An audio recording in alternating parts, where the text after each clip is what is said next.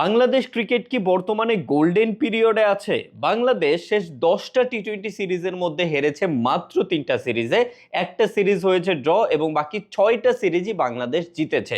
প্রতিপক্ষ হিসেবে ছিল Sri Lanka, Pakistan, Netherland, Afghanistan, West Indies এবং আয়ারল্যান্ড। শেষ 5টা ওডিআই সিরিজের মধ্যে 3টাতেই জিতেছে বাংলাদেশ, যেখানে প্রতিপক্ষ হিসেবে ছিল নিউজিল্যান্ড, ওয়েস্ট ইন্ডিজ এবং পাকিস্তান। যদিও আফগানিস্তান এবং শ্রীলঙ্কার বিপক্ষে ওডিআই সিরিজ হেরেছে বাংলাদেশ। এরপর যদি টেস্ট ফরম্যাটের কথা বলি, যেই ফরম্যাটে বাংলাদেশ সব থেকে বেশি দুর্বল ছিল, সেই ফরম্যাটেও লাস্ট 10টা টেস্ট ম্যাচে বাংলাদেশ হেরেছে মোটে 3টা টেস্ট ম্যাচ, ড্র হয়েছে একটা, বাকি 6টা টেস্ট ম্যাচই বাংলাদেশ জিতেছে। তার মধ্যে 2টা জয় ছিল পাকিস্তানের বিপক্ষে, 2টা আয়ারল্যান্ডের বিপক্ষে, আর একটা করে জয় ছিল জিম্বাবুয়ে এবং ওয়েস্ট ইন্ডিজের বিপক্ষে। এখন কথা হচ্ছে, এই যে বাংলাদেশ প্রায় সব ফরম্যাটে মানে 3টা ফরম্যাটেই যে ভালো রেজাল্ট আনতেছে বা ভালো রেজাল্ট শো করতেছে, এবার কি বলা যায় যে বাংলাদেশ ক্রিকেট বর্তমানে তার গোল্ডেন পিরিয়ড পার করছে?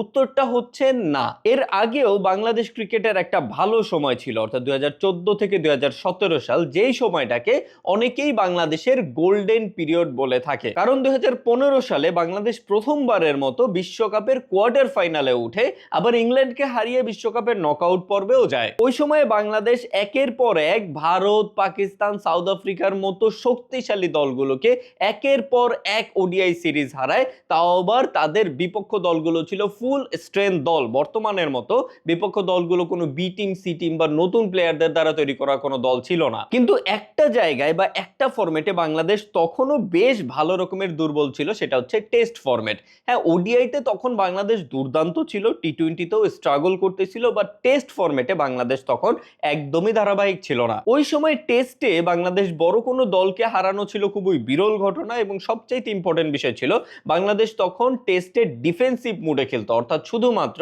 ম্যাচগুলোকে ড্র করার উদ্দেশ্যে খেলতো। বর্তমানে যেমন বাংলাদেশ ম্যাচ জেতার জন্য খেলে, টেস্ট হলেও ম্যাচ জেতার জন্য খেলে বা অ্যাগ্রেসিভ মুডে খেলে, তখন এই বিষয়টা বাংলাদেশের মধ্যে ছিল না। মূলত এখানেই বাংলাদেশ ক্রিকেটের বর্তমান সময়টা আলাদা। পূর্বে 2014 থেকে 2017 সালে বাংলাদেশ শুধুমাত্র একটা ফরম্যাটে, ওডিআই ফরম্যাটেই প্রতিদ্বন্দ্বিতা ভালোভাবে করতো বা দুর্দান্ত খেলতো, কিন্তু বর্তমানে বাংলাদেশ 3টা ফরম্যাটেই মানে সকল ফরম্যাটেই আসলে ভালোভাবে প্রতিদ্বন্দ্বিতা করতেছে। হ্যাঁ, এটা সত্যি যে বর্তমানে বাংলাদেশ প্রতিপক্ষ হিসেবে বা ইন্ডিয়া, ইংল্যান্ড, সাউথ আফ্রিকার মতো শক্তিশালী দল পাচ্ছে না, তবে যেই সব দলই পাচ্ছে বা যেই কোয়ালিটির দলই পাচ্ছে, তাদের সাথে বাংলাদেশ যে বর্তমানে ভালো ক্রিকেট খেলার চেষ্টা করতেছে, ভালো ক্রিকেট শো করতেছে, এবং ওভারঅল যে বাংলাদেশ ক্রিকেটের একটা পরিবর্তন আসছে, বাংলাদেশ ক্রিকেটের খেলার ধরন বা প্লেয়ারদের মানসিকতার যে একটা পরিবর্তন আসছে বা আসতেছে, এইটা তো স্বীকার করতেই হবে। সবশেষে প্রশ্ন তো একটা থেকেই যায়, বাংলাদেশ ক্রিকেটের গোল্ডেন পিরিয়ড তাহলে কোনটা, বর্তমান সময় নাকি সেই 2014 থেকে 17 সাল? উত্তর হচ্ছে কোনোটাই না। 2014 থেকে 17 সালটা ছিল বাংলাদেশ ক্রিকেটের জন্য রাইজিং এরা, আর বর্তমান সময়টা হচ্ছে বাংলাদেশ ক্রিকেটের জন্য ডেভেলপিং এরা। পরবর্তীতে যখন বাংলাদেশ ক্রিকেট আন্তর্জাতিক টুর্নামেন্টগুলোতে কনসিস্টেন্টলি ভালো পারফর্ম করে যেতে পারবে এবং দু একটা আন্তর্জাতিক ট্রফিও জিতে যেতে পারবে বা দু একটা বিশ্বকাপও জিতে যেতে পারবে, তখন বলা যাবে বা ওই সময়টাকে বলা যাবে বাংলাদেশ ক্রিকেটের গোল্ডেন পিরিয়ড।